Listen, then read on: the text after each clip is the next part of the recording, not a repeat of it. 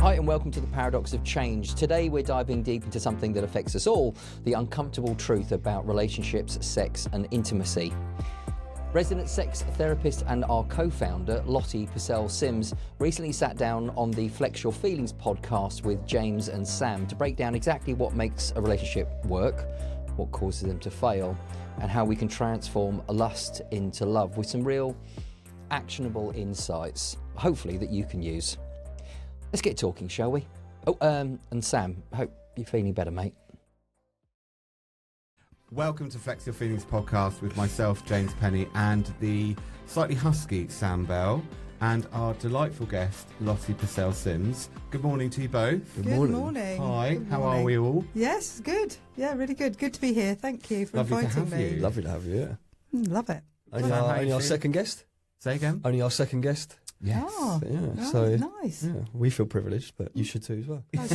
I totally do, Sam. I do. Sam, your husk is... Yeah, Is- post-chest infection. So we're right. Burning the candle at both ends. Are you feeling a bit better now? Yeah, I feel good. This is making me feel a lot better as well. I've been in bed for the last 4 days, so, you know, got out for you guys today. So Well, Perfect. we're honoured, aren't we? We are Lottie? Absolutely. very. We are so No. honoured. no, like hit the reset button and I'm ready to go. So yeah, looking forward to it. Good. Good. Good. So, Lottie, it's lovely to have you. Thank you. Would you like to tell us all a bit about yourself? Yeah. Okay, so I'm Lottie Passell-Syms. I am a intimacy and sex and relationship specialist. I work predominantly with couples, which I absolutely adore and I love doing. And I work with individuals that are struggling with their sex lives and dysfunctions, kink or fetish. Wow. And how long have you been working in that area? 20 plus years, and probably 18, 19 years of that have been sex and intimacy. Okay.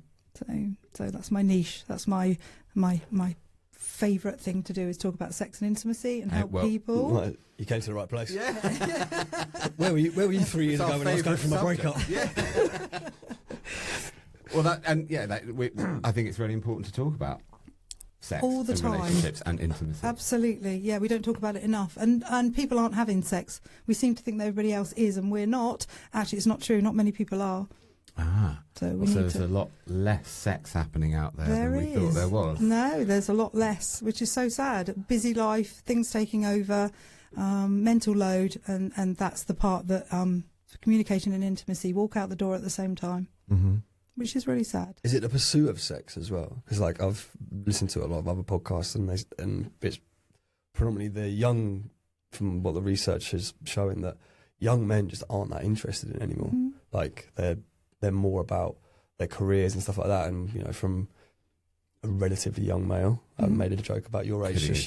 Kidding yourself. Yeah, like Christ, all I could think about since the turn of 18 was like, let's go out and pursue a girl on a night out, and you know, obviously that's stuff like that. But you hear that men just aren't that interested in it anymore. Is it the same for women? Are you finding like both like generations and both sexes not interested? I think the tide has turned. I think there's less alcohol, more coffee shops. I think there's more activities like board games and chess and all that sort of stuff where people are meeting in a community base. So it's about friendship, it's about connection. And I'm not saying people aren't having relationships, but the landscape's changing.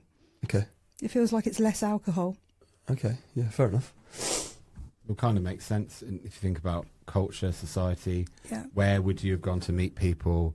Our generation, mostly bars, clubs, etc. Yeah. And you know, going back 20, 30, 40 years, a lot of it has been centred around alcohol and meeting people in those kind of places. Well, clubs are a thing of the past now, aren't they? Are they? Yeah, Since massively. I've been to one. Yeah, I mean, it's been a long time since I've been to one, but you know, there's a statistic that like clubs, like as you would perceive them, like nightclubs, not so much bars, but there's something like 60-70% less bars, clubs than there was before COVID. Like, and obviously that's a place where people meet to hook up, sort of thing. But like, just touching on that, like the first thing that goes to my head is if people are only having sex because they're drunk, where does that go? What does that mean? You know, so if you think that the less alcohol being drunk is in direct correlation to less sex, does that mean it's like meaningless sex? Do you know what I mean? I've not thought about that, but I guess when I'm thinking about alcohol, I'm thinking about, is it consensual for a start? Yeah. So that takes me there. But I feel like young people want to meet on a different level. They want to meet on a what we call sapiosexual level, an intellectual level. Yeah. Talking to people. It's funny you say that, because obviously I'm dating in a minute, and you know, heard of Bumble? Yeah. So they have these, and like Hinge, they have these prompts, and one of the first things is like ideal first date, and the amount of girls that. So my ideal first date is a walk, talk, coffee. Like I think it's super casual, but you get to really know someone. We've discussed it before, where it's kind of a little bit selfish, because I'm like, right, I can get my steps up at the same time, sort of thing, right? Go outside in nature. But it is what it is, isn't it? It's like, Absolutely. well, You're winning. I've got a routine I want to stick to. So, but some girls are like, oh no, like if you're not taking me out for drinks, I'm not interested. And so it's like, well, hang on, I'm trying to get to know you, but you'd rather go to a bar, make me buy you alcohol, and then, I mean, I've gone on first dates and got absolutely hammered before, and we've discussed it in the past. Like, we've almost said, I think we did an episode about do's and don'ts on first dates, and we said if you can limit that alcohol consumption on the first date, then do, because I've been on it before where you've gone on a first date, got absolutely hammered, thought I'd had a really good time, and then the second date, fucking awful. It was terrible, because I was like, "This is we didn't get to know the real person that was sat opposite us, and this we got nothing here." Yeah, and I think there's something for me about there's a lot of young people, not all of them, but they're in their bedrooms gaming, or outside stuff is more important. It's going out in nature, meeting people, talking to people, and we're not doing that as much. And that's not because the nightclubs have closed down or the 600 pubs a week are closing down. It's actually there's more coffee shops than we can name. You can go out and do stuff with other people. So I don't think we need to include alcohol all the time. And I think it is. I've got an issue with the dating sites. I'm going off tangent now. That's what this podcast is about. Going on as much tangent as you want. I've got an issue because I was talking to somebody the other day, and actually you had to give the whole bio of everything you like. You've just mentioned there, what's your initial first date? What would you like? Then it said something about what are your value systems, what are your attachment style, what are you this, what are you that. When you get on your date, you actually know half the things about the person that you would be finding out about the person. Oh, I see what you mean. Do you know so what I mean? We're getting that information without actually hearing it. Yeah, a client of mine like come in. And they went on a date, and the person turned up and they go, right, okay, before we sit down and really get to know each other, what are your values? And they were like, curveball. Hang on a minute, I'm not quite sure where the question. They had even sat down and go, well, if you don't know what your values are, I won't stay. So we're trying to find out. The values were put on the Bumble or whatever, which one it was, but they wanted to check it out, and I'm like, there's too much information going on these dating sites. So, just to make it explicitly clear, so I understand, values would be respect, trust, care, other things that how would you know you're having a conversation about your values? The values are about you, solely you. So integrity, honesty, trustworthiness, and loyalty. They're not about what you give to somebody else or are to somebody else. They're actually what you your essence of yourself, being able to go, this is the life that I want to lead. These are the values that I follow. And it may be then that people don't actually know what those are. No, if they're not asking themselves the question. But if they're being asked the question, they're trying to fit a profile on the dating site. That dating sites use attachment theory as well on dating sites to match people up. So for me, algorithm. Absolutely. So I just feel a bit sad sometimes that we're giving all this information before we've even met someone. It's like saying, hi, tell me about you. I already know about you. You've just told me everything on Bumble. I know. It's part of setting up a dating profile that I loathe, actually. Tell me a bit about you in that write about you box, and then tick all of the hobbies and interests. I'm like, that's not conveying me. No. Also, go on, no, you please. can lie. Yeah. Because people, if I see one more fucking thing that says, oh, what's your perfect Sunday, and it's a walk on a Sunday roast, it's bollocks. You're just fucking writing it because you think that's what my the perfect opposite. Sunday changes for a start. Depending on what mood I'm in. Exactly, but people, don't get me wrong, you are advertising yourself. I understand that, but it's like, oh, shall I put these things down? Like, country music, right? That's a massive thing for me. And the amount of profiles that I see, like, say, they like country music and stuff like that. And the minute I ask them a question, they're like, "Oh, I've heard one song." I'm like, well, then that's not about you, is it? But it's something that I've honed in on because I'm like, oh wow, she loves country music. Yeah.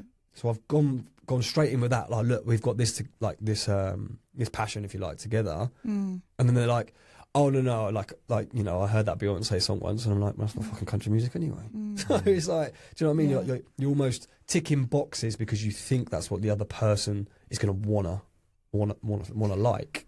Well, I guess the other person is reading loads of other profiles, so they're looking at it and go, oh, that's popular, so I'll put it down as being popular. Yeah, that's it. So, but we're talking about authenticity, aren't we, at the end of the day? Be authentic in what you're writing. I remember going on a dating site ages ago, and I put looking for friendship, and it freaked everybody out. They would go, it's a dating site. I said, yeah, but I want to start with friendship. Yeah. Why can't you put, if you're my profile, I'll put what I like. So often there are people going with, I think this speaks in some ways to expectations and what we go into the dating apps thinking about. We're trying to find someone that fits a perfect archetype in our minds. This has to be, the values, like you say, not even talked about. But I listened to something the other day where someone was like, red flags. They drive a hatchback. I think it was Maths I was watching, actually. What, the new Australian one? Yeah. It's like, really? You're going to say no to a guy who drives a hatchback?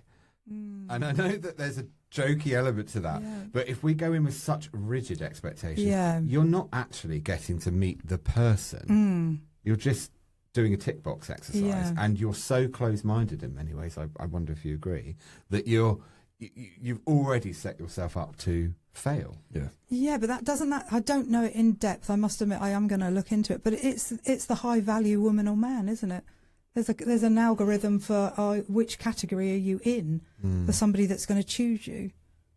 Well, there's even dating apps now that you have to apply for. Did you ever heard about this? No. I think one's called The League and one's called Raya. I got rejected from both. But yeah, you have to apply. You have to apply to them, and if you're not recommended by someone that's already on the app, it's like, no, you're not good enough for our app. And it's like this meant to be the elite of the elite dating and stuff like that. And scary, that word. Yeah, well, and I've got friends that have been on them, and apparently literally it all is like full of, for one of a better phrase, Z-list celebrities, like the Love Islands, and then footballers and stuff like that. Right. And they're all still treating it the same. They text the girls and all the boys and like, hey, look, I'm doing a PR thing this weekend. Do you want to hook up? I'm like, fucking hell, it's literally exactly the same. Like, it doesn't matter what this league is. They advertise as me. If you pay for us to match you and stuff like that, then you're going to become an elite single and you're going to meet the person you dreamed. Nah, it's exactly the same. Yeah, and I used to be on Plenty of Fish, and my friend was on Match.com that she paid for, and it was the same people on the same, because she was showing me. I go, I recognise that person. I recognise that person. So, multi-platform profiles, I guess. Yeah. So we're aware that the dating scene can be somewhat clunky. Yeah. Maybe shall we say better word than I was going to use. When we think about that, well, people obviously do then get into relationships, and you've been a intimacy and sex and relationship therapist for over 20 years. Yeah. Whether it's past or kind of more current, what would you say is something that comes up so much, or that really you feel passionate about when you're doing your work, that you think, oh, this is really something I notice or observe? God, that's a lovely question, isn't it? Yeah, I guess for me, first of all, it's always communication. Trying to be able to talk to each other. It's not about what you say; it's what the response is, whether you'll say it again or not. Okay, say a bit more about that. So it's not about what you say. In a relationship, you should be able to say anything. And obviously, when you're first getting to know someone, you're in that limerence stage. You want to show the best of you. You want to be in that moment. But actually, as you come into a more of a longevity relationship, you should be able to say anything you want to say.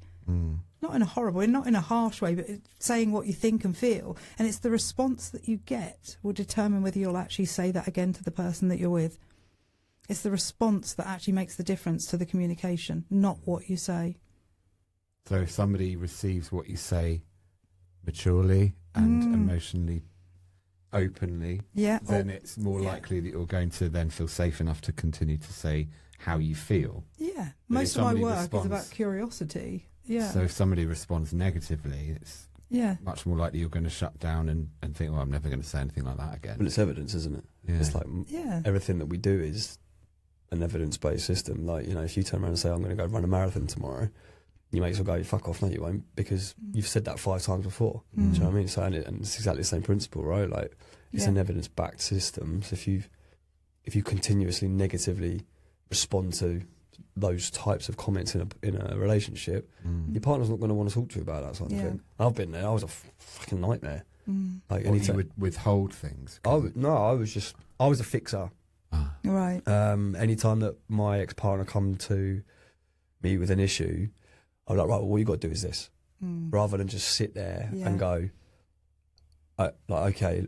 And what I ended up doing, I mean, it was a little bit too late, but the first couple of times I said to us, like, you need to tell me what you need from me here, because if you want me to just listen, then I'll do that. But if you want some advice, then do that as well, because at the minute I can't pick up on like the social cue on what you want. Yeah. And I know that it takes a little bit of the empathy out of it straight away. If you turn around and say, right, before we start this conversation, what do you want from me? And it does take a little bit of the empathy away from it. Do you think? I think so, yeah. Like, in my opinion, like, if I come to you with a problem, but like, oh, James, like, I'm feeling like this. If your natural reaction is to want to help people, which it clearly is with the profession and the kind of person that you are, me, I was the same. I was like, okay, well, I want to help you then.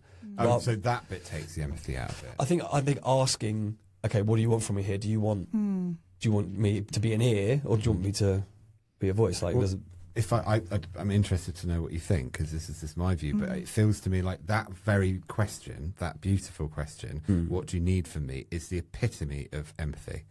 Because I agree with you now. It's like understanding, and it's you starting off with, I want to understand what you need, then I can understand, or work, like, if you want me to listen, I'll work then to empathise and understand you there. If you want me to help you with more practical advice, I'll listen and understand and display empathy there.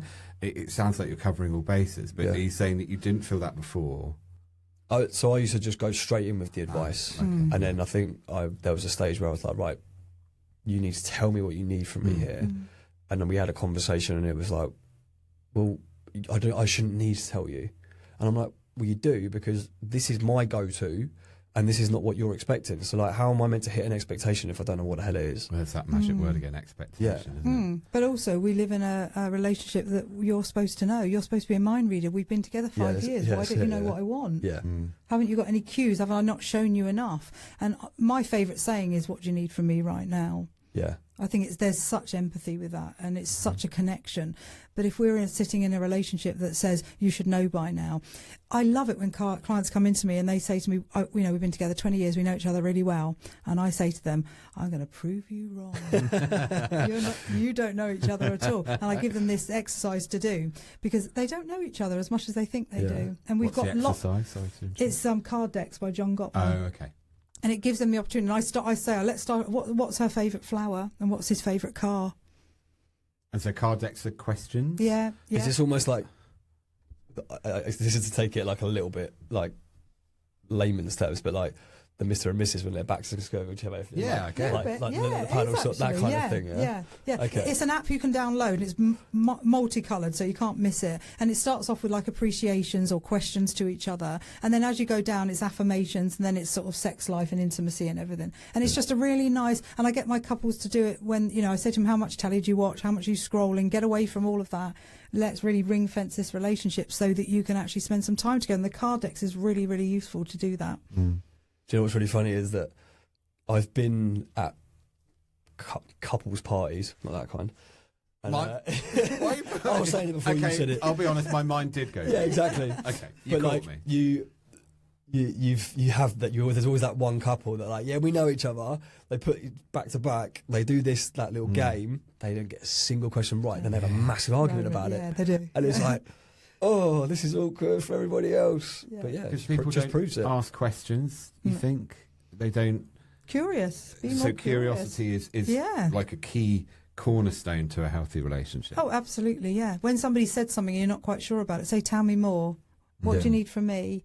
I don't quite understand." So You know, most of the couples that I get in, there would be a rescuer and there would be a pursuer in some way, or somebody that's stonewalling. There'd be all these behaviours that are going on, and we've got to make sure that actually they're sitting. No one is definitely always equal. People keep saying we want equality.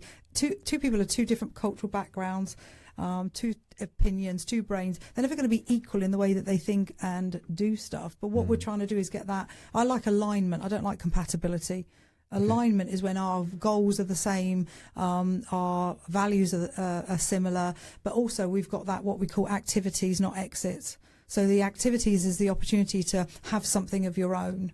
Yeah. And then come back into the relationship and go, guess what happened today? This is where I went. This is what I did. Yeah. This is how I, navigated my day. What about you? So we need separateness to be close. Yeah, I love that. That's powerful. Yeah, I think I've been in a relationship where, especially at one point where I kind of left all my mates and stuff like that, and it was like, woof, you are my entire world. Yeah. And I smothered the hell out of her. Yeah.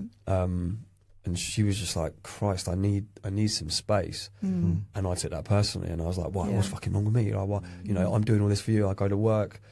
My biggest thing was because obviously I do shift work, so I only get one weekend off every, a full weekend every 6 weeks. Wow. And if she'd had something planned in that weekend, I'd be like, well, you've got 5 other weekends. Why aren't you prioritising me? And now I'd be like, yeah, fine. I might not get a full weekend with you, but I get this many hours or this many hours. But back then I was so hell-bent on, you're not treating me the way that I deserve to be treated and stuff. So.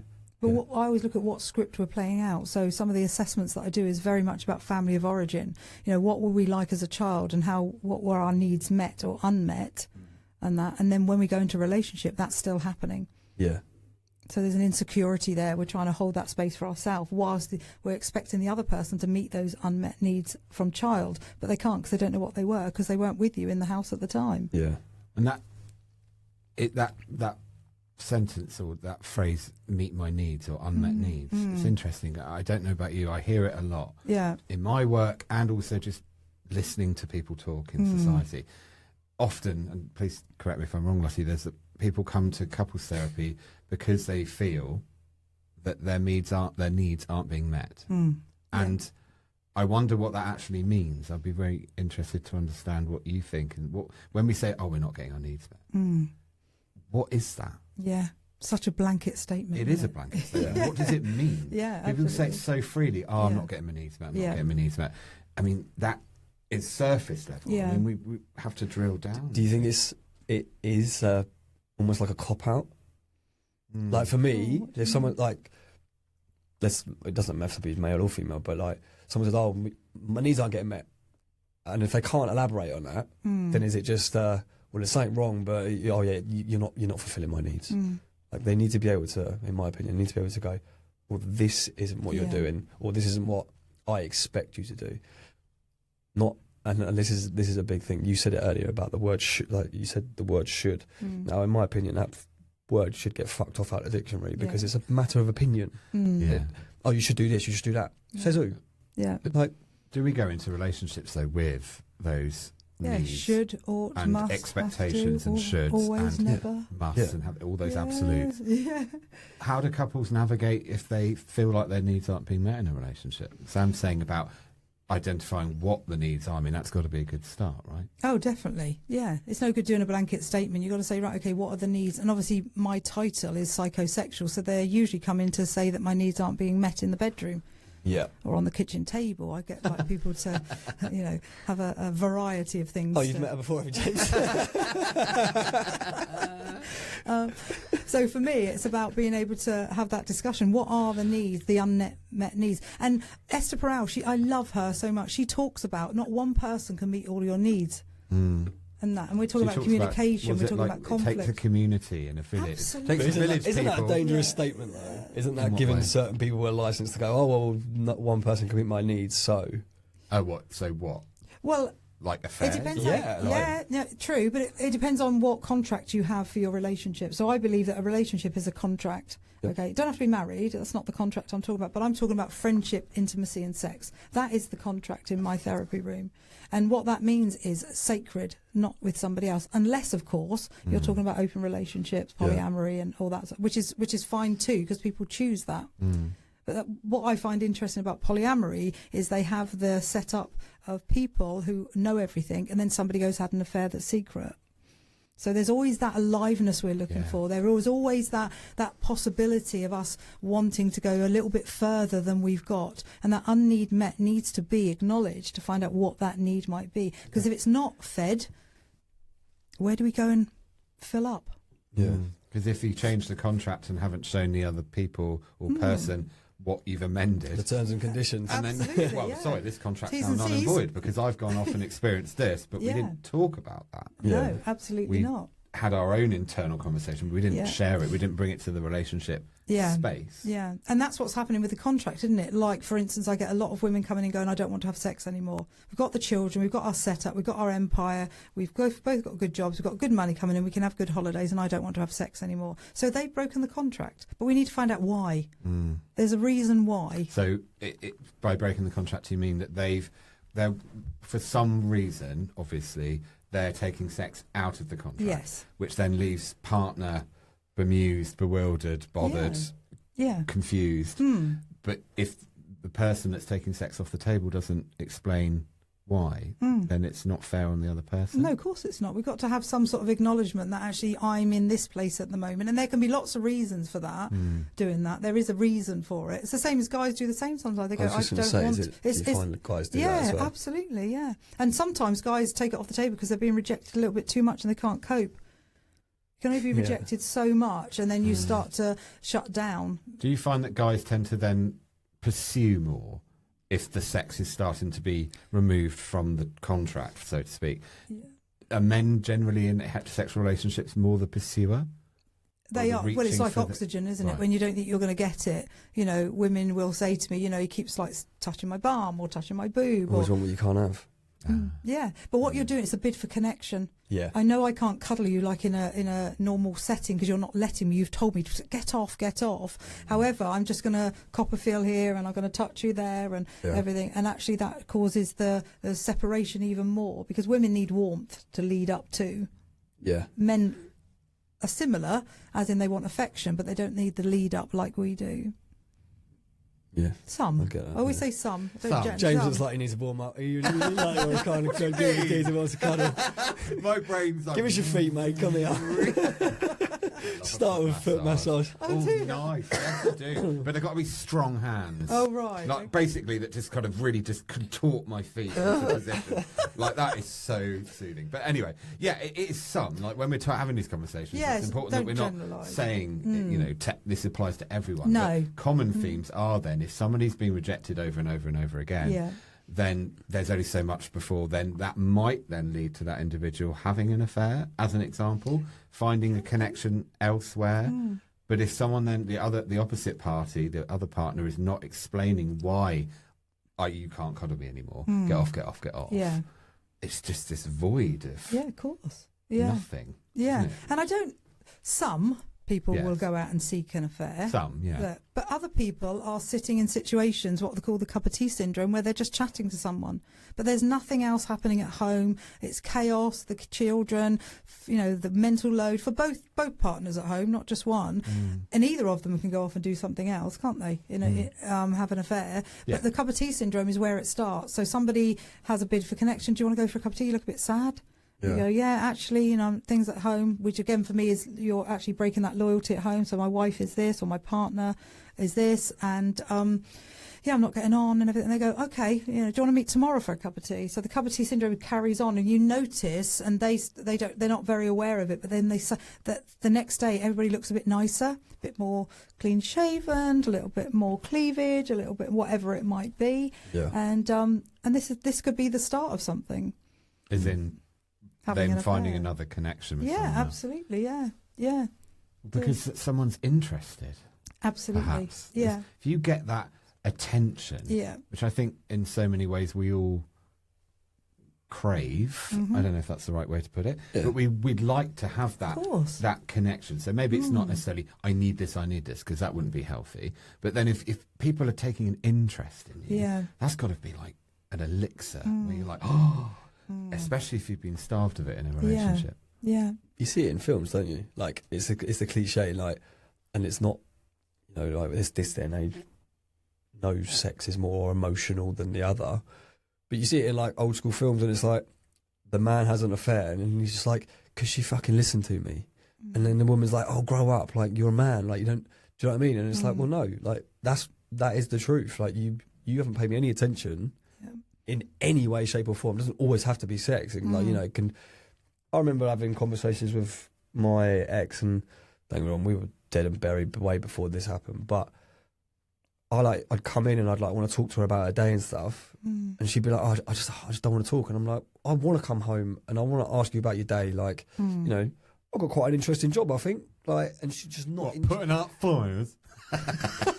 Apparently I'm special as well. I was teasing you. That is an interesting job. Like, and I come home and I want to talk, and then we'd be sat there on our phones, or she'd be sat there on her phone between like the hours of like 8 and 10. And I'd be like, what is this? Yeah. And it was the worst thing in the world when we broke up, but in hindsight, the best thing. But it's neglect. Yeah. And I know why we got to that stage, because it was way stuff that I did way before that. So I know that I'd created that situation. I'm not saying that this was on her, it was on me. But there's got to be so much more that has happened to get before that gets to that stage, surely. Or do people just switch off? No, there's a river. I call it the river. Yeah. That's going along, and then it gets tumultuous, and then it gets moderate, and then it gets mild, and then it goes back up to tumultuous. So we're trying to navigate it all the time, and then suddenly there is like, I'm going to need a conversation with you because I'm not going to put up with this. Do you find that the couples that do come to you and say, like, let's use the sex, we're not having sex, and like in my experience, once we were done, we were done. We didn't go to couples therapy, but it was well over. Yeah. There was no real coming back from it. Do you what's like, not a percentage, but like, do couples do come back from it? Like, can they reintroduce that spark, if you like? It depends on if there's contempt. So when they've really gone to a place of, I don't like myself, who I've become in this relationship, and I actually don't like you very much. Not you, Sam. You wouldn't ask. You wouldn't be the first, and you won't be the last. Don't worry. I mean, we like your straight talking, but come on. I'm going to leave. Where was I? You were just insulting me. Contempt. If there's contempt there, then it can be really, really difficult. But as a therapist, I point that out straight away. I notice it in my room, and I will say to them, this is quite contemptuous. We need to pull back from this. And I point out the words that they're saying in the session, which they are completely unaware of. You've just called her this, you've just called him that. Yeah. And they go, I didn't say that. And I go, yeah, you just did. So we need to pull right away from that. No, they're not, because they've gone into this place of competitive, I've got to win, and they've gone into this place of a behaviour that is consistent all the time. It's happening all the time. So the F word or the C word will just come as a sentence. And when I say to them, actually, you've just said this, they go, I didn't say that. And I go, yeah, you did just say that. Yeah. So we need to pull right the way back from that. Just touching on what you said there about like that winning mentality. It leads me on to one of the questions I actually wanted to ask you about. Obviously, you deal with a lot of couples, but one thing I wanted to ask you about was like that power struggle in today's society about the dominant sex in a relationship. Do you find that has a big impact? Because, everyone wants, for want of a better phrase, the independent alpha man, and then you have the flip reverse. Everyone wants that independent woman. They want like, all these things. And then when it gets to it, does that work? Because I find that, not so much myself, but I find that like there's these guys that say they want these things, and then when they get it, they're like, oh no, like this is too much for me, because like, I can't handle it.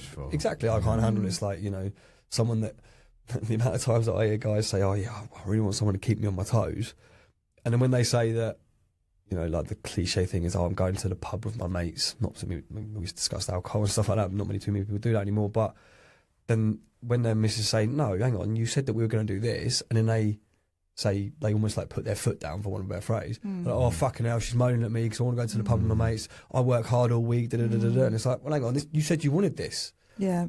So do you find that when it gets to that stage, especially these two like alpha sort of personalities, does it get worse? What we need is balance. Okay, so I did a podcast a little while ago called The Boardroom to the Bedroom, and I see a lot of entrepreneurial women in my practice, and the reason I see them is because there's no sex going on, because they're so entrepreneurial and they're always focus on career.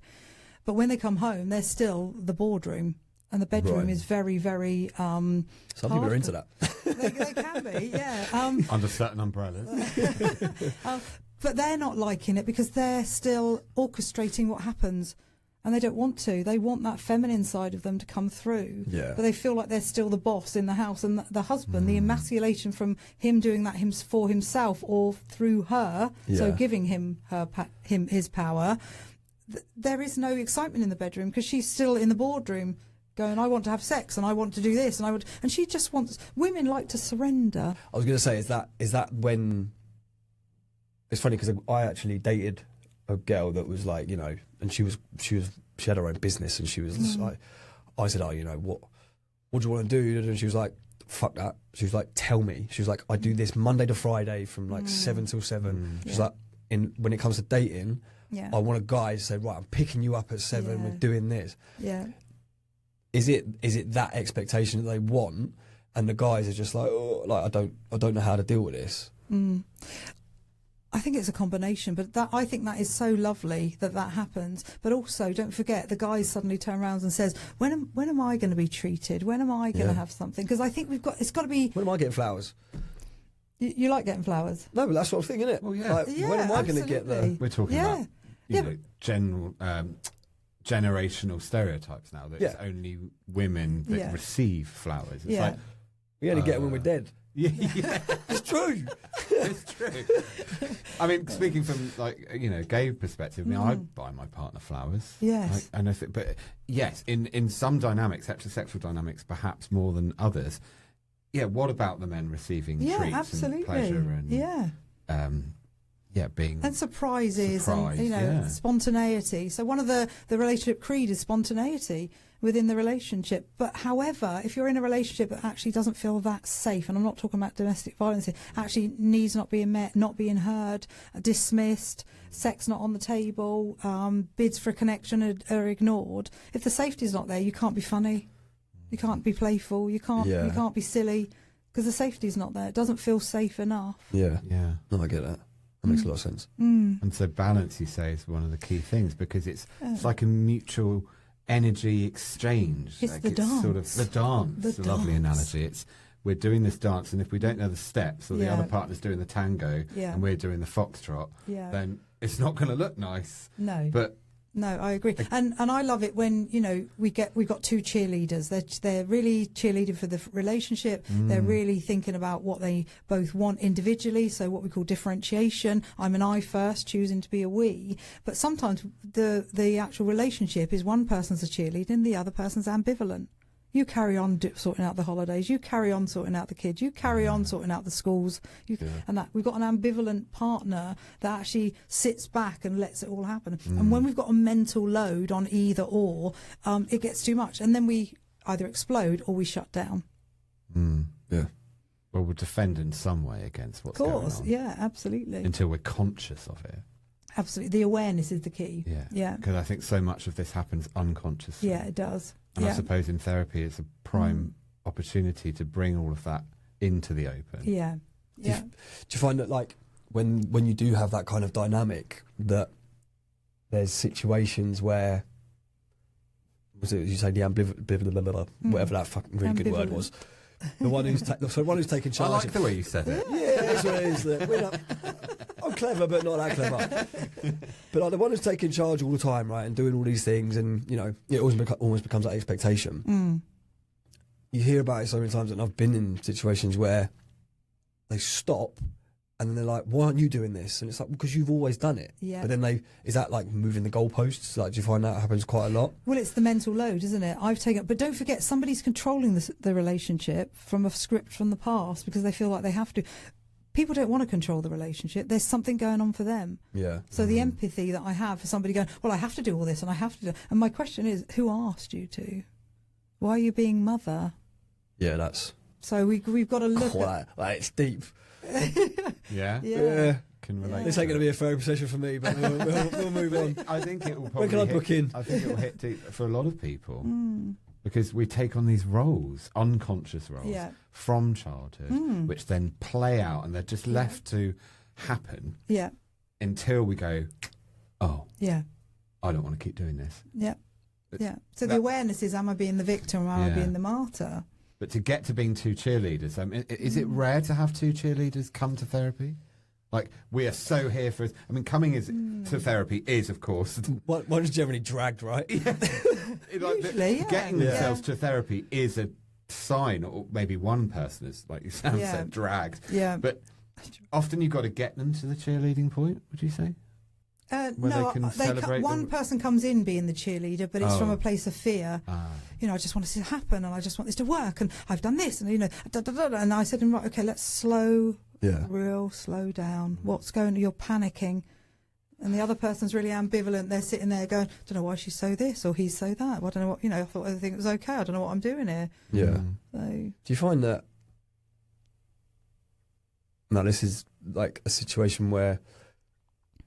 Let's say the woman in a heterosexual relationship, she's like, right, we're going to couples therapy because this ain't right. So they come in, and it's like, it is a little bit cliche, and it's probably from a lot of films and stuff like that. But they're two sat there, and then the woman's saying, "Oh, this isn't happening. This isn't happening. This isn't happening." This isn't happening.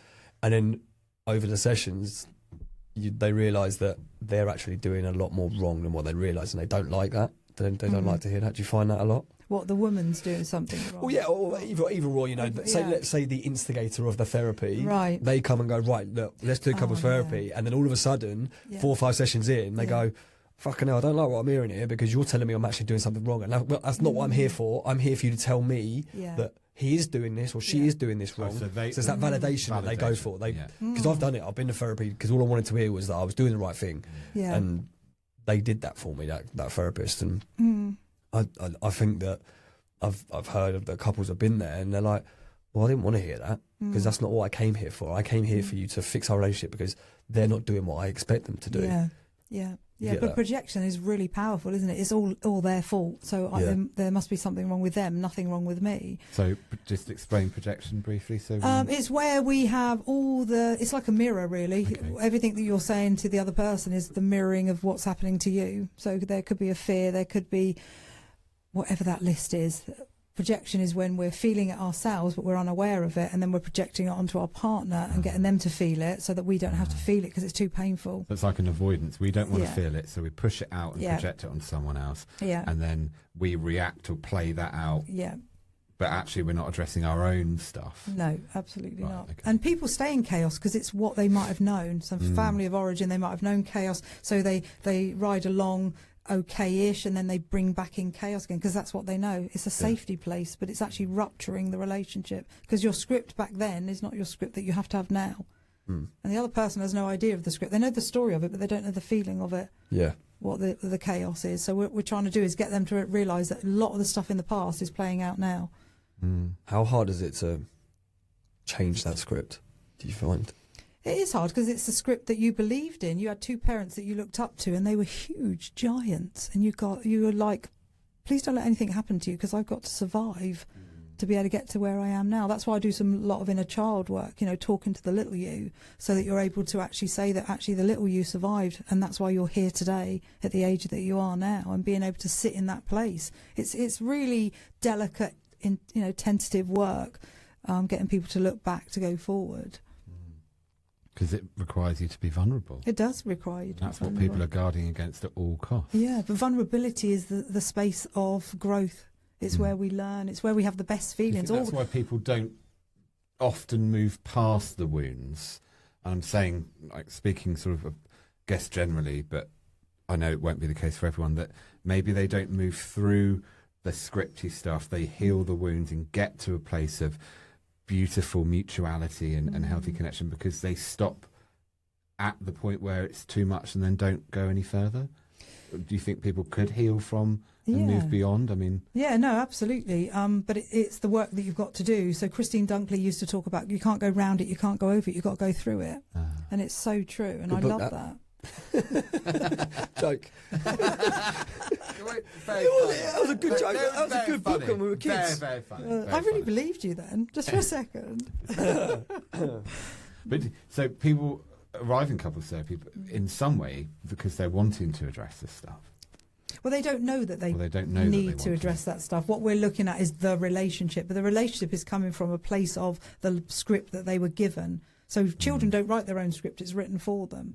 So if you think, one of the things I ask my clients is, when you were a child and you either got told off or hurt yourself, or there was a situation where you did something, how did you react? And they will say, I went really quiet, or I sulked, or I lashed out. And I go, okay, now let's look at where you are now. So when you're having an argument now, what do you do?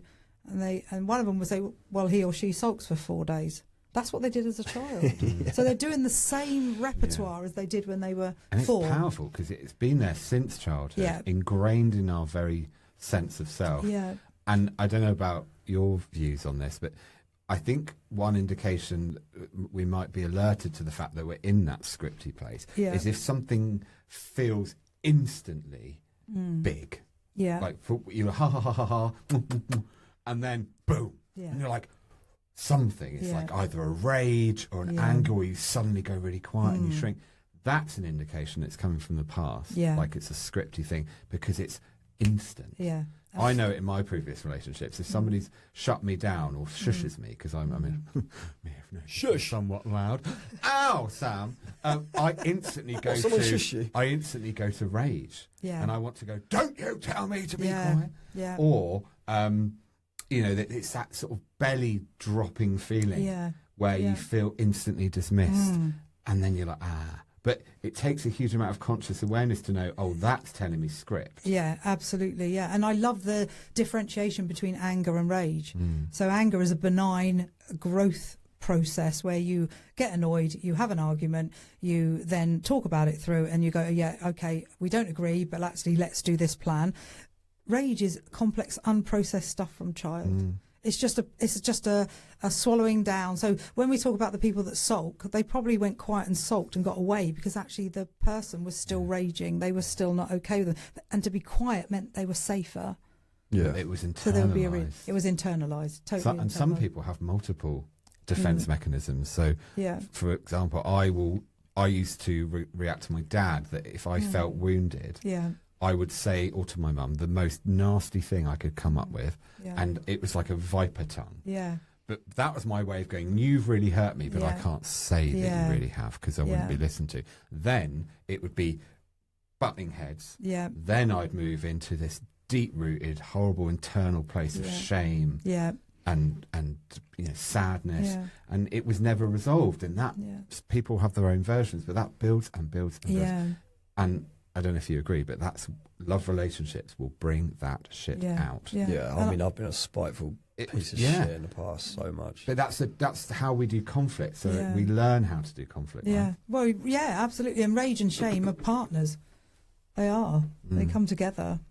And if we can learn to be less reactionary, more conscious, more grounded, and talk from a place that's more adult or authentic, then we might be able to navigate those tricky times better. And it's so lovely because I know myself, I've been defensive most of my life, and just not being that now is just a freedom. Yeah. Because you're always on it, you're just waiting for somebody, you're not pseudo listening, half listening anymore, you're really listening because you know that you're going to be triggered, or you feel that you will be, so you're always that energy about you is different compared to other people. So I haven't got that nervous system going on now, going, all right, I wonder if I'm going to be safe. Oh, I wonder if I'm not ready now to actually defend myself. I go, yeah, that sounds, I'll take that on board, I'll think about that. I'll take it away with me, thank you very much. And I don't know, one phrase that like, tell me more, and we've got to be much more receptive and empathic and talk. Another phrase that I've taken on is that to say whatever your partner's saying to you at the time, if you don't agree, yeah, you're right. I can see definitely from your perspective Yeah. how would see that and say, yeah, you're Yeah. right.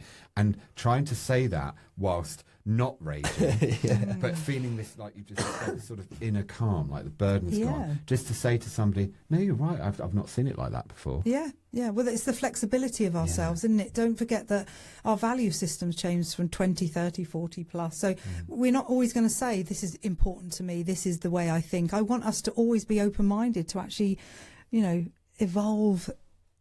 The evolution of us is going to be different in different ages. And I think that's a good thing, not a bad thing. Well, that's what growth and wisdom and evolution is in relationships and within ourselves. Yeah. You look thoughtful, Sam. This whole thing's blowing my mind. I'm just reliving every argument I've ever had with every girl in my life. Well, when we're learning, we can go back through the archives, can't we? Yeah, yeah, yeah. Let's talk about sex. Okay, Baby. let's. You're going to sing something? No, that's James's job. Oh, is He's, that? we spoke he's a about. singer, yeah. Are you? No. We spoke about sex on our previous one, and he continued to sing that Did bit I? of song. Yeah. I'm so sorry, everyone. For Hey, that. it was great. Um, Probably the reason we've got so many views. do we talk enough about sex? No. Tell me more. I think we should have an MOT on our sex lives and look at what it is. I want people to really... Mine's failure at the minute. Oh, really? There's a few advisories in there. I love that. I love So that good. analogy. Yeah. Put some advisories in. Yeah. Come back in a couple of months' time. Yeah, you get a free retest, but No, I think the loveliest question I love is what does sex mean to you? Yeah. And that's my favourite question. And I give that to my clients. Say to them, what does sex mean to you? So go away separately and think about what it means to you. Are there? I'm putting you on the spot now, but are there sort of themes or common answers that come back that you can recall? And don't worry if you can't in a moment. But Yeah. is it so broad as it is long, or is it actually that? I have worked with you for too long, but as soon as I went with that phrasing, I thought Sam's going to be like, "That's phallic." I don't even know what that word means, but yeah, Or let's it's go like, with it. you were thinking anatomy. Maybe. Yeah. So, are we all so different, or do you think there are common themes within us humans that we really kind of all want, like playfulness, excitement, eroticism, etc.? Yeah, there's the smorgasbord. Yes. So of all of it, I want my clients to actually think about it in a way that gives them a bit of everything. So I want them to be really passionate lovemaking. I want them to be quickies. I want, I do a thing called FBF, so fuck before food. Fucking love that. Let's go. Sam loves food as well. Because there is something about, you go out for a big curry and then you come home and your expectations. And No one wants to have sex after a curry either. No, but I don't nobody trust does. myself after No, a curry. exactly. Nobody wants to.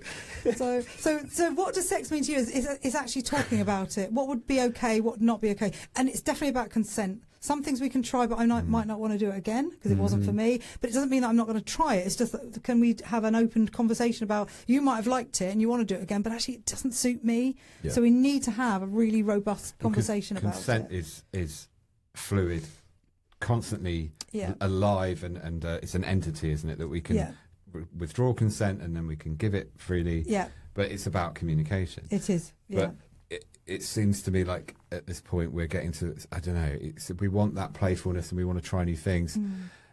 It feels like people may be inhibited for asking to try new things, or being Massively. more spontaneous, or Yeah. being more, or taking more off the smorgasbord. Yeah. I don't know what gets in the way of that being.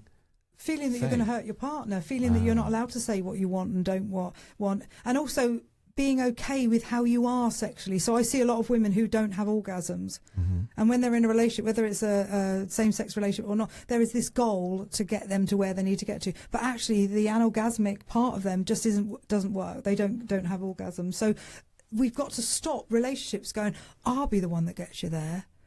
What happens is there's no sense. The amount of time he's challenge accepted. Yeah, but it's true. That's what happens. Yeah.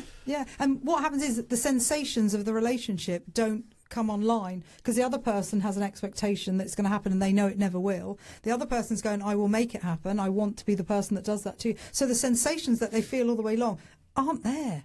No, it's they're doing the act, but the actual sensation, the enjoyment of it is not there. It's the task focused rather than actually enjoying the moment sort of thing. And that's why I love Tantra. I'm a Tantra practitioner. I'm a non-touch practitioner.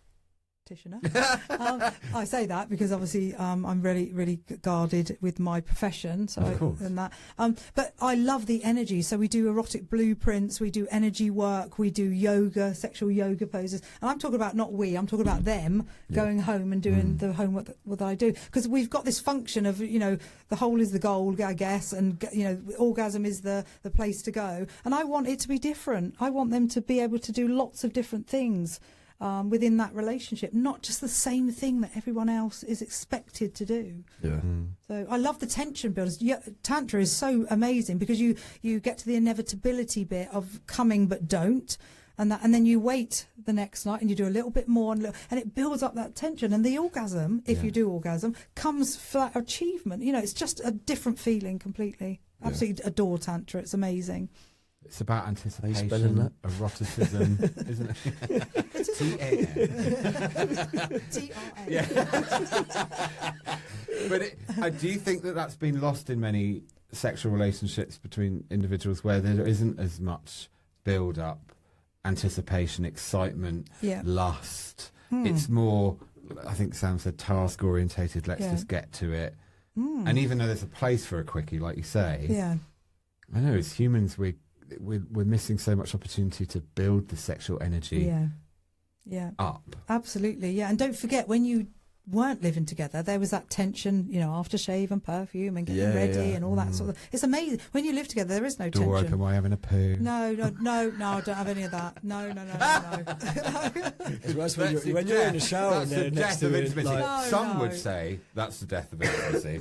Some would say that they're just so comfortable, but you've got to still make an effort.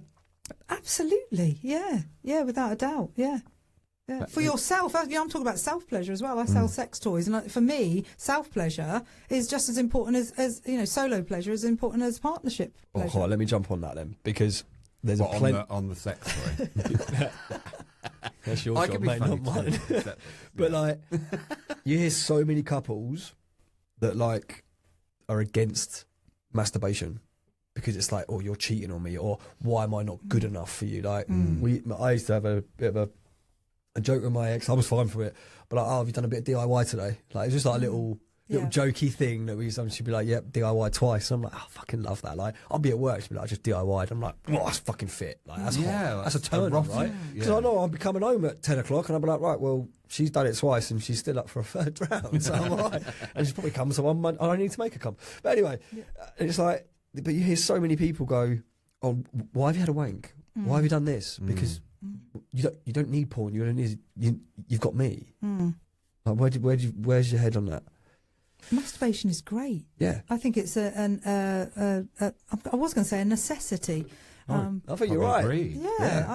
I think it's brilliant, and I think it's looking after yourself. It's self-care, and it's all muscle. So wouldn't you go and look after yourself in any other part of your body as muscles, and look after that part? We don't. I always say to myself, do we moisturise that part? Everybody moisturises their face near enough. Do we moisturise our genitals? Probably not. It's almost like my skincare is very expensive. You don't be using your £25 face cream down below. When I run out of Christmas Pampers that I get given, it gets put on the side. Be careful of sensitive areas. Yeah, exactly, yeah. But it's true. Is it speaking to sort of maybe some part There's a niche in the market disconnect there. Or there is genital cream? Oh, not genital cream, because there's definitely people out there that's called pharmaceutical. Yeah, but that's to deal with an issue, not just taking care of it. Like Willy moisturiser. Why not? We've got to find a way of making that alliteration. We've got to find Willy something or moisturising. But it's only the moisturiser. You don't have to carry on. Do you know what I mean? It's just moisturise it. But masturbation can be seen. It's my lisp. My delightful. It is delightful. I'm oral diverse. No, stop shaking it because I said oral. So, what was I going to say? Oh yeah, about it. Masturbation is seen as a shameful thing. Yeah, it can be. Yeah, in public. Yeah, and it's like, you know, you've got to hide it from your partner. It's cheating. Like I think someone said, it's not. And actually, that's got to be addressed, right? If people aren't free to explore their own bodies, something's gone a bit wrong. Well, it's control, isn't it? You can't do what you want to do for you as an individual. You've got to, I'm now your focus. This is where this happens. But if it's not happening there either, and people are shutting down on sex, where are you getting that from? And it's interesting, you know, some clients of mine have got contracts of no porn.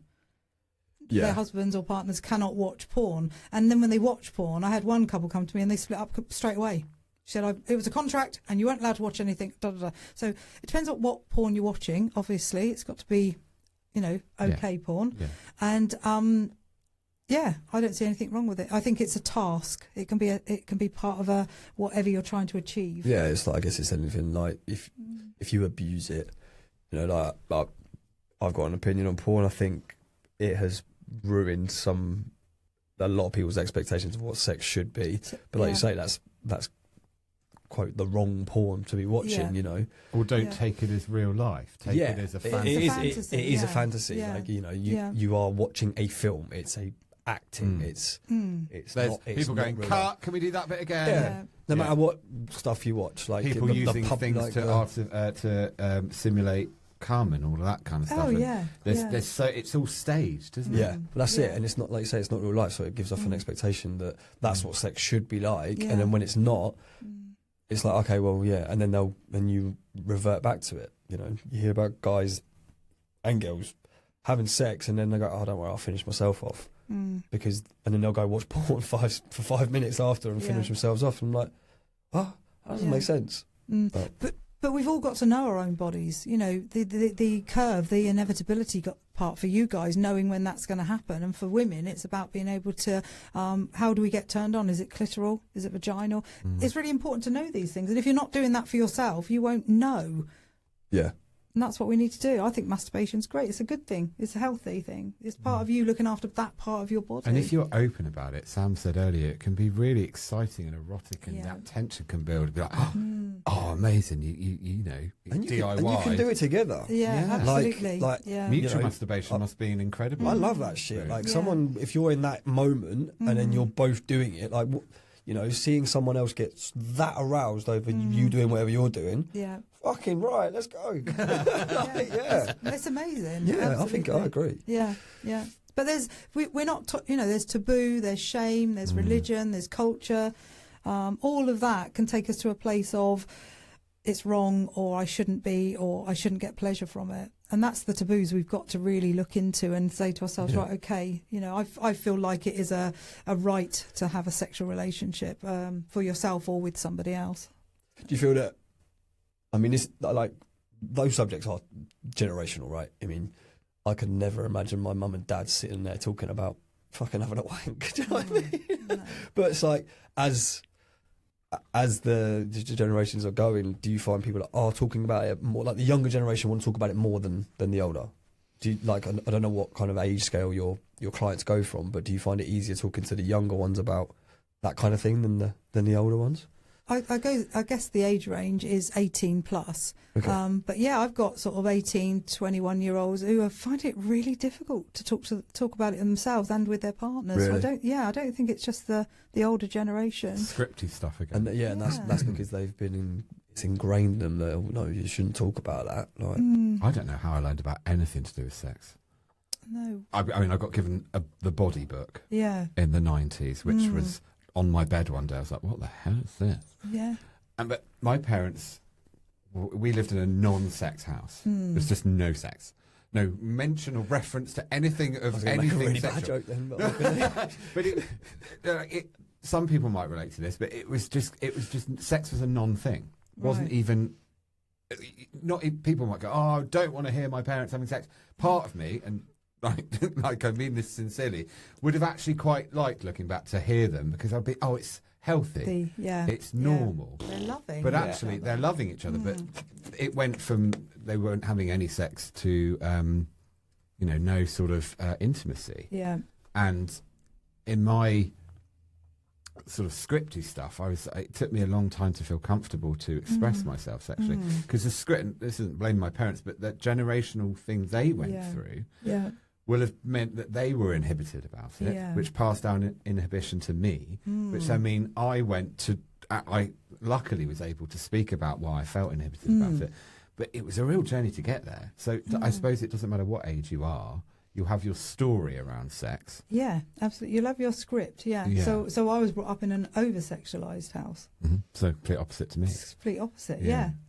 So witnessing or seeing or hearing inappropriateness, really.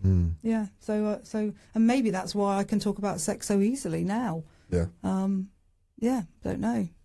To think about that, I have to reflect on that later. Yeah. But I still think I experienced people being somewhat tentative around talking about sex. They are. It's society again, isn't it? It's like we talk about it behind closed doors. Yeah. But you're so scared of hurting the other person. Yeah. Like if you've been doing something for a long time in the relationship and you suddenly think, that's one of the things that women say to me, I don't want to have sex because I don't want to have the same sex. And the guy will say something like, what's the matter with it then? We've been doing it for this long. What you want somebody else then? You want to go and have sex with somebody else? And they truly don't, but they want it to be different. They want something to change. It's what I call the roll-on, roll-off sex. It's the same stuff every single time. Yeah. You come, you disappear, we go and watch football. I know that's a cliche, but, go make the tea, that's another cliche. It's a cliche for a reason, though, right? Yeah, and that's why I say to people, when you've had sex, stay with each other and have a cuddle for at least 20 minutes because the oxytocin that travels through your body together lasts up to 14 days. Wow. For men and women? Or for men and women, okay. Yeah. And what's so lovely about that is that you will find that both of you are kinder to each other. I'll get the tea. Yeah. I'll take the dog. You're different. Yeah. And it dilutes as we get up to the 14 days. So it's very powerful. These chemicals, dopamine and vasopressin and oxytocin and all of these are such powerful chemicals that we have at our disposal. Yeah. It's using them, isn't it, in the right way? Yeah, knowing their relationship between what's going on neurologically and how we behave. Yeah. That having sexual needs isn't wrong or taboo or shameful. Yeah. But actually it's an expression, two people coming together or you connecting with your own body and being curious and calm and and exploratory open and exploratory. Yeah, and don't forget in the limerence stage when we first meet someone. Just explain the limerence. Limerence is when you first meet somebody, and it's like possession and possession. You're fearful that they're going to leave you. It's really intense. Your knickers on backwards. Forget about your family. Forget about work, and you're so ingrained with this person, that symbiosis bonding that. I think Spice Girls 2 become one. Yeah. Yeah. For those listening, I learned about that before we started the podcast. It's so strong. It's such a powerful thing, and people think it's love. It's limerence. You haven't even got to the love stage yet. Okay. And it's like an extreme form of lust. I was just going to say, is that the lust thing? In the relationship? Absolutely, yeah. And it's where we get quite fearful because as we become differentiated, we start to move away. So like you said a little while ago, I want to go out with my mates. Yeah. I want to connect back with the people that I know. And then this sort of symbiosis is like, don't let go of me. And then suddenly, and one person does it first, so the other person's going, oh, right, I'm being dumped. Oh, right, you don't care about me, you don't love me. They go into this real spiral. Yeah. And all you're doing is going, we need to get back to a bit of normality, but it's called the power struggle. And the power struggle is where we go through it and then we say to each other, actually, I do still want to spend time with you. I do still want to be with you. And then we go back into that real deal. We can never go back to limerence. Yeah, see, like, it's one extreme of that, the love bombing thing. Is that the same sort of thing? It is, yeah. Because I've love bombed the shit out of people. I know I have, but it's like, and when I've reflected on it, I'm like, I feel terrible because I didn't intend to. No. Like I loved that feeling, like those initial conversations that, and the sex, the chemicals that were going. I felt amazing. Yeah, and then, like you've had sex and stuff like that, and it's almost like, oh shit, it's not that. Now I've got it, I don't want it, but something's changed, and I don't know what it is, and I can't put my finger on it. Right. Is that? Yeah, love bombing is part of it, definitely. But we have to be very careful of that narrative around love bombing, I think, because we can be in a situation where there is an intention at the end to not pursue that person. Yeah. And the love bombing is something, limerence can go on from 3 months to 18 months. Okay. So we're mindful that there is a total switch off from like you're talking about. Is that almost that honeymoon period? It is, absolutely, yeah. Yeah, and the switch off is different to I need differentiation. Yeah. I need to find myself again, even though I've developed this such a closeness.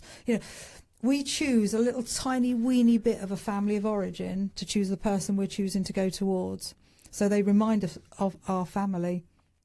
It's very small, but we feel comfortable. When people say, "Can't believe we talked so much. We stayed up all night for 2 nights." Yeah. That's because there's a familiar part of them that's making you think mostly about unconscious. All unconscious. Yeah, all unconscious. Yeah, absolutely. So then we come into it's the differences that keep us together, not the familiar. Okay. Because it's almost like unconsciously we're just being drawn and attracted to each other because of that familiarity from of course. childhood. Yeah. Until we get super conscious and go, Yeah.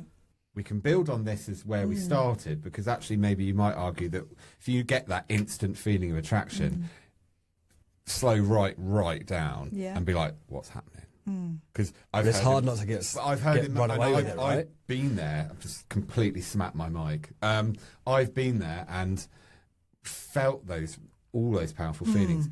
Yeah. But now there's a more spiritual sort of part of me that's saying, like, just slow down and surrender it and go, hang on a second, let's just work out what's going on here, because it's okay to feel all those big feelings, but if it's coming from a place of a wound, then you're not really going to actually enjoy it. It's just only a matter of time before you get to the stuff that's going to inevitably come back up. If you then say, this is great, I'm choosing this consciously and I'm just going to enjoy it. Yeah. That's different. Yeah. Oh, absolutely. But we are seeking each other out like heat-seeking missiles. Yeah. Until, I think, I don't know what your opinion is, the wounds are healed, then we get to enjoy people. Yeah. And I guess, we fall in love and we fall out of love. We need to stop falling. Yeah. Can we just walk? Can we walk a bit slowly? And just, it's I'm doing a very swift. Your power walk. I think it's been said many times, but I do love that saying, it's red flags turned into hearts. Because when you meet somebody, when you know that there's a red flag and you think, I'm not too keen on that really, but anyway, they, with this and that, and you sort of diminish the red flags to really either put them into hearts, or you see this green flag all the time going, this is great, this is great. This is the limerence stage. And it's quite like this. It can be like this because you so want it, because it feels so amazing. This is dopamine at its best. Yeah. But that's not the same as serotonin and happiness. No. Which and oxytocin is not addictive. Serotonin's not addictive. No. I'm sure some of the others aren't. I've run out of my exhaustive list. But dopamine, rude. Dopamine is addictive. Yeah, absolutely. And that's why people will keep checking out in affairs when they've got a partnership, because of the dopamine fix that they want to get. They want to go back to that feeling of newness. And that doesn't mean, in a lot of cases, that there's something wrong with the relationship they've got. They're okay with what they've got. They don't want to actually fracture what they've got, but they seek out that limerence again and again and again. And they're destined to repeat the same things, They might guess, do, yeah. until they become aware of what it is they're playing out. Yeah. Yeah. So some part of that sort of process, I mean, people tend to come to couples therapy, if I'm understanding correctly, as what's the word I'm looking for? They need to fix something. So they might come to therapy because something feels broken, or they're not happy. Do you find people coming to couples therapy the opposite, that are actually cheerleading from the start? We want to preserve this relationship. We think we've got something good here. It's that proactive rather than reactive. Yeah, a bit of both, really. Okay. Some people are coming in and saying, we are not having sex, but we talk really well, we communicate, we talk about it, but we don't do it. And other people are coming in and there's so many deficits that they need to start from basics and find a voice, and both have a voice as well, which is really important. It must be a real difficult balance to strike, because if the proverbial spark is gone, so that they've got the friendship, if they've got enough of the ingredients and the sex is gone, do you believe that you can get that back? You can do if I do generate it somehow. Well, they're generating it, aren't they? You're the facilitator of. Yeah. Can they rediscover or find if they've never really felt that, if they're open to experimenting? I guess If they're willing to do the work, yes, absolutely. I can't say for every single one, obviously, but yeah, if they're willing to do the work. But I've got these boxes that I use. So the first box is commit to the relationship and therapy, do the homework, really, really commit to it. That's the first box. The second box is 1 foot in and 1 foot out. You're trying to make a decision if this is a relationship for you. And that scares. One person's got 1 foot in and 1 foot out, and the other person's going, I really want this relationship. So the one with the feet in is going, I'm really scared, I'm really worried. Okay.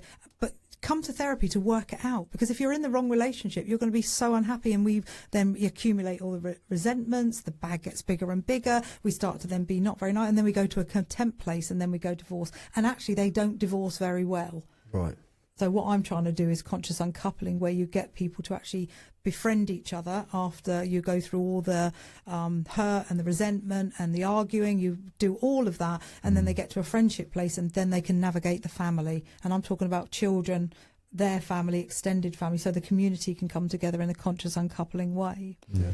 But what we're trying to do in the therapy session is get them to come from a less conflict place, so they can actually be okay with each other and talk about it, and yeah, do that. Because repair is important. If there is a rupture in the relationship, repair is where you're going to learn. Well, in the rupture, I guess, as well. But if you're deciding that you don't want to stay together, so often, I'm interested to know what your thoughts are on this, so often you hear that the people are complete enemies afterwards. There's contempt, loathing, hatred. They are not going to forgive that person ever, and they carry that around with them for years. Thinking, well, there was love there once. How has that changed to being It's almost hate? funny when you see people that are on the opposite end, like, you know, let's say your mates have got divorced parents, and they're like, they're still best friends. It's like, what? Why? Because the narrative is, if you're divorced, you fucking hate each other. You can't be in the same. You can't be friends. That's weird. But to be consciously uncoupling, to be kind and friends, that's really important. I've never really understood why we have to be so contemptuous for our ex-partners, even if there have been mistakes, which is, let's face it, highly likely. Where's the forgiveness? Do you see a lot of people forgiving each other in the therapy space? If they're going through that separation, there isn't a lot of forgiveness. That's why I do love the conscious uncoupling, because it gives the opportunity to do it differently. Why do we do it all the same? Why are we sticking to this pattern? And that if you've got the toxic person who's holding on to that, and the other person's moved on, and then you've got the children who are involved in that toxic process, which they bring every single time to the person who's moved on, because it's part of the setup, seeing mum and dad and trying to hold one place. The children are actually becoming parents to the parents. It's so sad, and I just feel you've got to find forgiveness for yourself for the things that you did that got it to where it is, but then forgiveness for the other person. Otherwise, you're living in a toxic process. They're not. They've gone on and moved on and got married and had another baby. Or you're the one continuing to suffer and carry that burden of hurt and hate and contempt for that person. You're the only one still in pain. If you're carrying that around. Yeah, absolutely. And it is painful. Splitting up is very painful, but there is recovery. Totally. I believe in that. And I believe in couples. You know, I see my couples and I'm like, you know, let's have some hope. Let's see where we can go with this. So I think that's important too, to give people hope. Yeah, definitely. And not holding your partner so highly accountable. I say highly accountable. Not holding on to all of the mistakes. Forgive. Yeah. I believe we were born being able to forgive very freely. But we've learned through script and childhood, etc., to withhold forgiveness. But actually, I think we're much more capable of being able to forgive than we give ourselves credit for. But we have to practice the art of it. And so a lot of it is about trying not to be right, not to be in that power struggle. If we can say, do you know what, you're human, of course you made a mistake, that's okay, I forgive you, I forgive myself. That's the big thing, I think.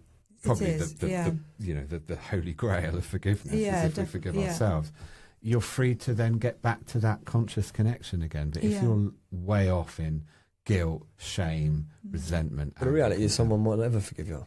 And that's okay, because if you can forgive yourself, and then the person who's doing the walking off going, I'll never forgive, part of my heart goes out to them going, please just be willing to think about forgiveness, because that's all it takes. For yourself. Yeah, absolutely. For no one else. And one of my questions in my therapy room is, what do you think of your partner right now? And they list weaknesses. Yeah. And then they suddenly turn around and they go, well, you do bring money in and you do help with the kids, or you do in that, and the strengths. So the strengths are like an afterthought. So where they're in that flux of not okayness, they can only see the weaknesses in the part. They can't see the strengths and talents that they saw in the beginning. Yes. And they kind of forgotten. Yeah. Because how do you think people keep those strengths and talents and what you like in your partner alive? Do you think there's an art to it somehow? Like, how do we keep that conscious? Appreciation. Bringing the appreciation. I really think, why should I thank him or her for a cup of tea when I bring the money in? Because it would be nice. Yeah. You're not going to not bring the money in. You're choosing to do the job you're doing. It's the same as when couples say to me, women usually say to me, I've given up my career, I had the children. No, there must have been a conversation. Yeah. There must have been a conversation. You haven't just had a baby, because it does take 9 months. And you must have had a conversation. How are we going to navigate this? Who's the better earner? What should we do? But women are coming up and going, I left my career behind, and now you're flourishing and I'm la la. I just think there must have been a conversation. We need to be really clear and have evidence of, like, no one made you do this. You're in a partnership and you chose some of this stuff together. Yeah. Very strict in the counselling room. But I think that's a different profession. we need that assertive guidance. And where are we talking about this stuff other than the therapy room? We're picking up romantic ideals from every single part of society in terms of pop culture and films and whatever. When are we actually getting taught to have healthy, open, vulnerable conversations with each other? No wonder so many relationships are struggling. Yeah, they are. So being more curious and open to at least starting the conversation and be like, where's this going? I hope this goes well. Yeah. It's going to be hard, isn't it? Like, if you're not used to doing it, so you've got to start somewhere. Yeah. It feels like there's a distinct lack of awareness on a wider scale for how to have relationships. Yeah. I mean, this is the stuff they should be teaching in schools, in my opinion. I absolutely agree. And I think it's about what's your story? Yeah. What do you want your script to be for this relationship? Not what you had. What do you want it to be now? And I think that's really important. I get them to write their story. Yeah. So, I get them to write an erotic script about each other, which turns them on.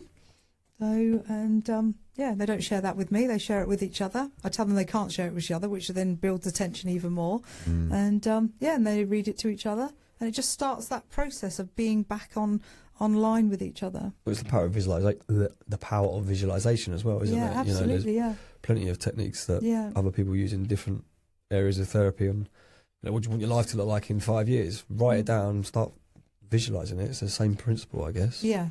Well, that's the same as the relationship vision. Writing something down to be able to say, right, okay, because that's what the differentiation is about. We've got 2 circles that we've got our own stuff in, and the circle up the top is the vision for us. If relationships haven't got a vision for us, they won't flourish. Or one person's vision is dominant, the other one hasn't put their bit in. Maybe, absolutely, like yeah.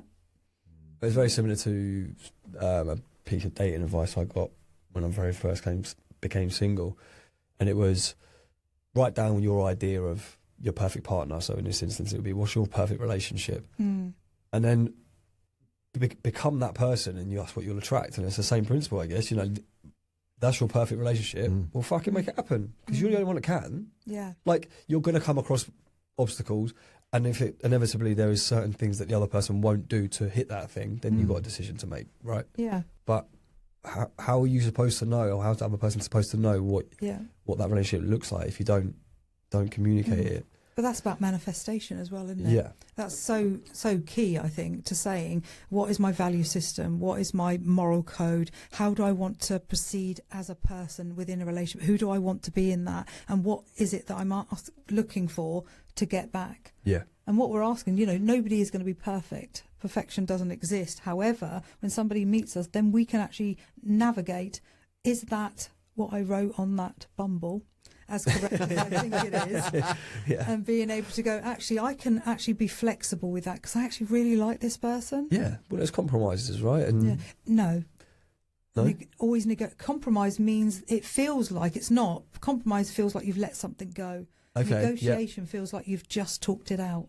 Yeah, that makes a lot of sense. So you've still got something. Yeah. Negotiation. Yeah. You can look at it and you've still gained something. Surrendering it or having to let it go. Yeah, Okay. compromise feels like you've just had to let Or you've something lost go. something. Yeah, absolutely. So negotiate something that actually is a win-win, not competitive win-win, but a win-win. So we go, okay, I'm okay to not, and you okay to yes, and then it's my turn, your turn, my turn. Oh yeah, I like that. I like. I'm sure you get asked this all the time, so I'm going to put you on the spot. But what would you say in terms of some advice to couples who are struggling? Whether that's from your experience in the past or now, just what comes up to you in this moment. How would you like to help guide couples towards a healthier relationship? What would you say that is one of your key things that counts? I'd like them to look back and think about what they were to each other in the beginning. Okay. I'd like them to think about that the script that they're actually in is not theirs. It belongs to the family of origin. Yeah, okay. I always think about that song, even though I've never heard it, but it was strangers, friends, lovers to strangers again. Okay. And that's where they end up. So for somebody being so close in that limerence and then choosing each other and having children and building that empire and having fun and making friendships and having that community, they end up being complete strangers. Who are you to me? I don't even know who you are anymore. So there's such a divide from that start to finish. It just feels sad. So going back to your question, talk to each other. Make time and do it in a way that is similar to counselling. Say, let's have 15 minutes each, once a week, to just say, how are you? How are you? How are you doing? Not about work, not about the kids, not about family. How are you? It's very intimate to do that. And if you can't do it face to face, every Friday, 7 o'clock, write down how I am and give it to your partner. Something powerful about written word as well. Yeah. You know, like, even if it's, I think someone told me once, write down 5 things that you like about your partner and just like let them read it on a Friday night before you go out for a date night. Yeah. You read 5 things that someone thinks are like, you're attractive, or you make me laugh, or you like, even like the little quips, you're like, oh yeah, that's, it's warmth. Yeah, There's absolutely. a warmth to it. Yeah. Leave little notes in the fridge, like boo. Yeah. I love that. Well, I used to leave work early, and I didn't used to make the coffee because she'd be up later, but I used to prep the coffee and then just a little note next to it being like, have a good day, I love you.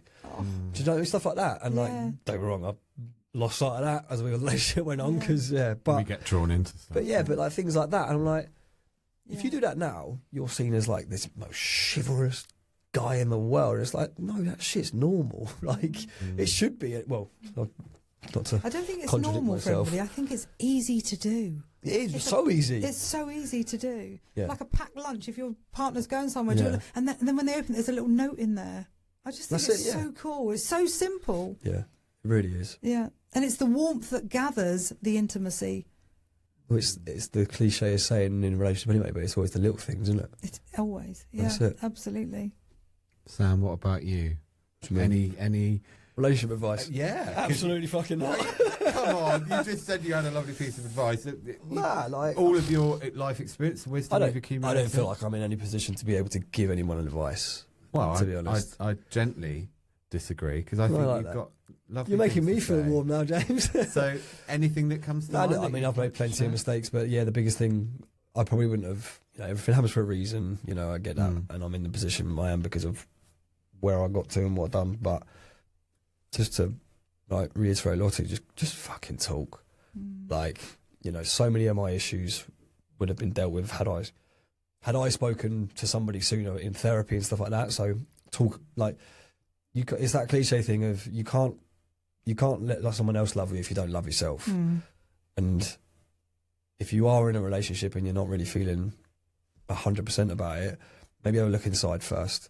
Like, it's like you say, it's that. Sorry, phone's going.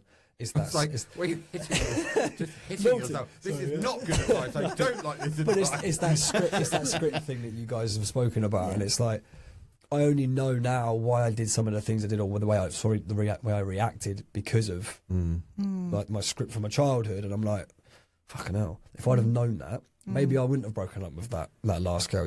Yeah.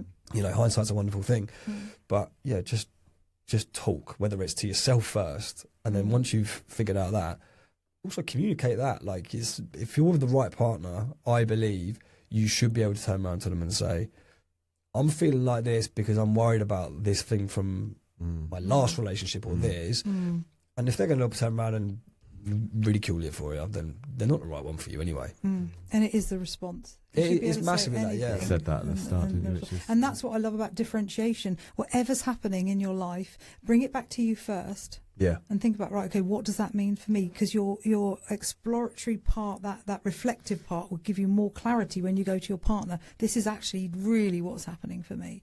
Whereas if you don't work it out yourself first and you're going in, you may have an attitude or an aggression or an agenda for your partner to validate you. Yeah. And what happens is they don't know what you're talking about. They're not sure where you've come from. You say it in such a way that isn't setting the scene, and then it all falls down. Yeah. So, James? So honest, so much wonderful stuff's been shared today. I'm really, really thankful to definitely been probably my favourite episode we've done. The conversations have been so powerful. For me, one thing I've learned, currently going through a point where I'm reacclimatising to being single again. If I could give anyone one piece of advice, it would be try not to close your heart.